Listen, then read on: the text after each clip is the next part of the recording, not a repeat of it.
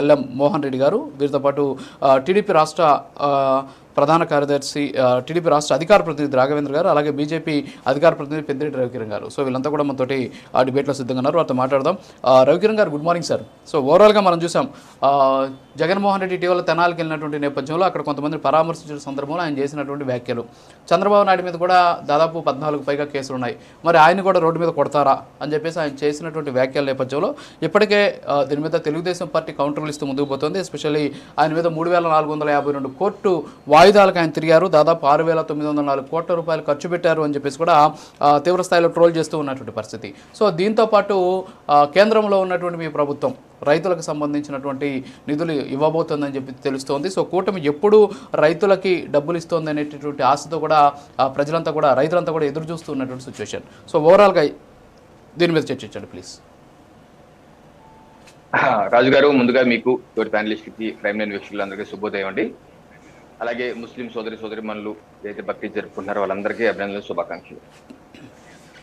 ఒకటి, జగన్మోహన్ రెడ్డి గారు ఇటీవల తెనాలి వెళ్ళి రౌడీ షీటర్లు, సంఘ విద్రోహ శక్తులకి బాసటగా నిలబడి నేనున్నాను, నేను విన్నాను అని ఏదైతే భరోసా ఇచ్చారో ఇది సభ్య సమాజం సిగ్గుపడే విధంగా, నిర్ఘాంతపోయేగా, నివ్వెరపోయే విధంగా ఉన్నాయి. అయితే జగన్మోహన్ రెడ్డి గారికి మాత్రం నవ్విపోతురాడు నాకేటి సిగ్గు అన్నట్టు ఆయన వ్యవహారం ఉంది. ఇప్పుడు ఆ ఊళ్ళో తెనాల్లో ఎవరినన్నా మీరు అడగండి, ఏ ప్రశ్నన్నా, ఏ సాక్షినన్నా పంపించాను, కానీ ఎవరన్నా ఏ ఒక్కలైనా సరే వారి శుద్ధ పూసలు జగన్మోహన్ రెడ్డి చెప్తుంటారు కదా, చాలా మంచివాడు, ఉత్తముడు, నిరాడంబరుడు అని ఏ ఒక్కరు చెప్పినా సరే, నేను రాజకీయాల నుంచి తప్పుకుంటాను, ఒక్కరు చెప్పినా ఎంత ఘోరమైన నేరాలు చేసేవాళ్ళు. ఒక వ్యక్తిని అంటే, ఒక యువకుడిని ఆ బ్యాచ్, లడ్డూ బ్యాచ్ ఏదైతే పరామర్శించిన బ్యాచ్ ఏదైతే ఉందో, ఒక వ్యక్తిని ముక్కలుగా నరికేశారంటే నాకు స్థానికులు చెప్పారు. ఆ కేసు నడుస్తుంది ఇప్పుడు. ముక్కలుగా నరికేశారు. పొడి చంపడం కాదండి, ఘోరాతి ఘోరంగా చంపేసిన వ్యక్తులు ఆ యొక్క ముఠా వాళ్ళందరినీ జగన్మోహన్ రెడ్డి గారి ప్రభుత్వ హయాంలో అక్కడ స్థానిక ఎమ్మెల్యే ప్రభుత్వంతో ప్రోత్సహించారు. గంజాయి వెళ్ళి అటువంటి వ్యక్తుల దగ్గరికి వెళ్ళి నువ్వు చంద్రబాబు నాయుడు గారిని కంపేర్ చేస్తాయంటే నీ మానసిక స్థితి ఏంటి? What is your psychological position? నేరాలు ఘోరాలు చేసే ఆలోచనలు ప్రవృత్తి ఉన్న వాళ్ళకి అటువంటి పనులు చేయగలరు. ఇప్పుడు ఒక నేరం చేయాలంటే రాజుగారు ఒక మానసిక స్థితి ఉండాలి, అది అందరూ చేయలేరు. ఒకరిని చెయ్యెత్తి కొట్టాలన్నా కూడా, గమ్మున అందరికి రాదండి, చేతి కొట్టాలన్నది ఒక మానసిక స్థితి ఉండాలి. అలాంటి జగన్మోహన్ రెడ్డి వెళ్ళి అటువంటి బ్యాచ్ ని పరామర్శించడం ఏంటి? పిల్లగాళ్ళు ఏదో యువతో చేసుంటారులే అని ఏదైతే టీడీపీ కేంద్ర కార్యాలయం మీద దాడి చేస్తే వాళ్ళందరూ నా ఫ్యాన్స్, నా అభిమానులు, బీపీఎక్కి వేశారు అని ఒక సాక్షాత్ ముఖ్యమంత్రి సమర్థించుకున్నారంటే ఆ యొక్క పార్టీ యొక్క ఆలోచన విధానం నాయకుడు బట్టి ఉంటుంది. దూడ ఎద్దుగా గట్టు మేసి దూడ ఎక్కడ మేస్తుందా అంటారు కదా, ఆ రకంగా ఒక నాయకుడు ఈ యొక్క ఆలోచన విధానం ఉంటే ఆ పార్టీ పరిస్థితి ఏంటి, ఆ పార్టీ యొక్క నాయకుల విధానం ఏంటి, ఆ కార్యకర్తల విధానం ఏంటి? సో దీంతో అతప్పాలకి అలాగే ఆయన జగన్మోహన్ రెడ్డి గారికి సంబంధించిన కేసుల విషయాలు కూడా బయటకు వచ్చాయి. కరెక్టే, నాకు తెలిసి ఇది జగన్మోహన్ రెడ్డి గారు ఏ రకంగా న్యాయ వ్యవస్థతో దోబూచులాడుకుంటూ, న్యాయ వ్యవస్థలో ఉన్నటువంటి లొసుగుల్ని ఉపయోగించుకుంటూ, ఒక ఏలికేస్తే కాలికేస్తే ఏలికి, ఒక 11 సిబిఐ కేసులు, 9 ఈడీ కేసులు ఉంటేనండి ఆ యొక్క కేసులు విచారణే రానివ్వకుండా అనుబంధ పిటిషన్లు వేసేసి 1 కాదు 2 కాదు వందలాది సంఖ్యలో అనుబంధ పిటిషన్ వేసేసి 10,000 20,000 పేజీలు కాదు లక్షలాది పేజీలు దానికి సంబంధించి ఆ జడ్జీలు పుస్తకాలు పట్టుకొని చూసుకొని సరిగ్గా 9-10 మాసాలు అవటం, మళ్ళీ వాళ్ళు బదిలీ అయిపోవటం, రిటైర్ అయిపోవటం, వెళ్ళిపోవటం.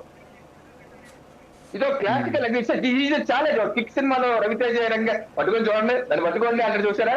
ఆ రకంగా జగన్మోహన్ రెడ్డి న్యాయ వ్యవస్థ సవాలు విసురుతున్నాడు. ఆయన న్యాయ వ్యవస్థ దీని మీద సిజేఐ గారు కానీ, హైకోర్టు చీఫ్ జస్టిస్ గారు కానీ, గతంలో కూడా ఆది రమణ గారు కూడా చెప్పారు, ప్రత్యేకంగా కోర్టు పెట్టారు, కోర్టు పెట్టారు, అన్ని ఉన్నాయి. అయినా సరే ఈయన న్యాయ వ్యవస్థకే జల్ల కొట్టి వెళ్ళిపోతున్నారంటే న్యాయమూర్తులు, న్యాయ వ్యవస్థలో ఉన్న పెద్దలందరూ ఒకసారి ఆలోచించుకోవాలి.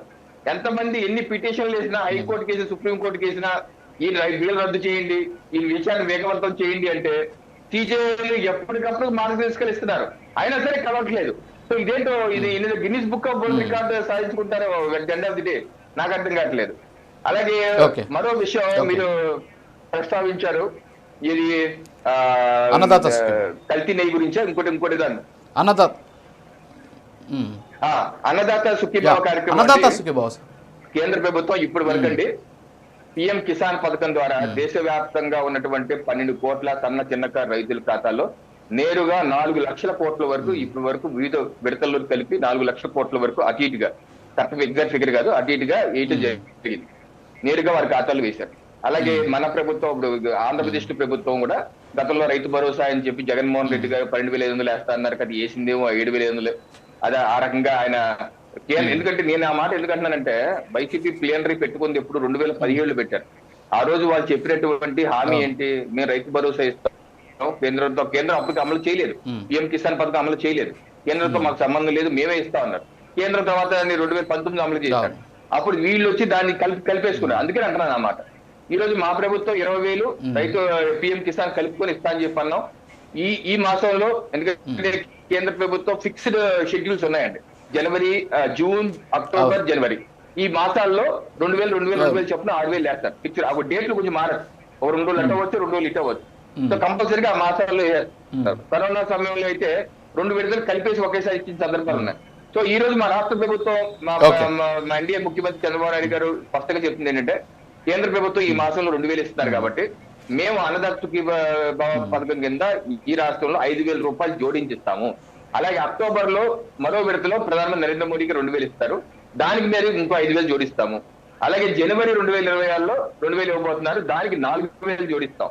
అలాగే వెనక్కి మొత్తం 20,000 రూపాయల వరకు రైతుల భరోసాకి అన్నదాత సుఖీభావ కార్యక్రమాలు ఇస్తాం. ఇది కాకుండా మరీ ముఖ్యంగా ఇప్పుడు మా ప్రభుత్వ సంవత్సర కాలంగా చేసిన అద్భుతమైన విషయం ఏంటంటే నాదెళ్ల మనోహర్ గారు అప్రిషియేట్ చేయాలి, ప్రభుత్వాన్ని అప్రిషియేట్ చేస్తాం, మనోహర్ గారిని స్పెసిఫిక్ అప్రిషియేట్ చేసి తప్పదండి. ఎందుకంటే నేను రాజకీయాల్లో గత దశాబ్ద పైచిలుపుగా ఉన్నాను. ఏ ఒక్క ప్రభుత్వం కూడా 2014 చంద్రబాబు నాయుడు గారి ప్రభుత్వం కూడా వరి ధాన్యం సేకరించినటువంటి 24 గంటల్లో డబ్బులు వేసింది లేదు రైతుల ఖాతాల్లో. అలాంటిది మా ప్రభుత్వం ఇప్పుడు నాదెళ్ల మనోహర్ ఆధ్వర్యంలో సేకరించడమే కాదు 48 గంటలు 28 కాకుండా 48 గంటల్లో రైతు ఖాతాల్లో నేరుగా జమేయటం, రైస్ మిల్లర్ల పాలు చేయకపోవటం, అలాగే తూలికల విషయంలో కూడా గతంలో ఉన్నటువంటి అవకతవలన్నీ సెట్ చేసి ముందు పెట్టారు. ఇది చాలా అద్భుతమైన విషయం, రైతులు హ్యాపీగా ఉన్నారండి. Okay sir, okay. Good morning Raghavendra గారు. సో ఓవరాల్గా చంద్రబాబు నాయుడిని కూడా అన్ని కేసులు ఉన్నటువంటి చంద్రబాబు నాయుడిని రోడ్డు మీద కొట్టగలరా, మరి వీళ్ళని ఎందుకు కొట్టారు అని చెప్పేసి జగన్మోహన్ రెడ్డి గారు తెనాల్లో